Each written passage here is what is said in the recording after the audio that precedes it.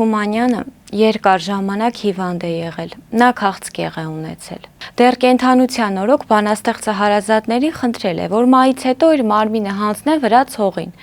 իսկ սիրտը տեղափոխեն Հայաստան, հայրական տուն։ Գրողը մահացավ Մոսկվայում։ Դիահերձման ժամանակ Թումանյանի որդին գրողի սիրտը վերցնում է, այն երկար ժամանակ պահվում է տանը, հատուկ անոթի մեջ։ Մարմինը հողին են հանձնում Վրաստանում, Խոջավանքի հայկական գերեզմանատանը։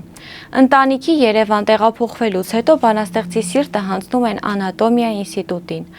Ավելի ուշ Դսեղ գյուղում փոքրիկ մատուռ են կառուցում եւ բանաստեղծի սիրտը տեղափոխում այնտեղ։ Սիրտը գտնվում է հատուկ անոթում, որ դրված է արկղում։ Արկղը 3 բանալի ունի, նրանցից մեկը Երևանում է, Հովհաննես Թումանյանի տուն-թանգարանում, մյուսը Դսեղ գյուղում է, երրորդը պահվում է Թբիլիսի տուն-թանգարանում։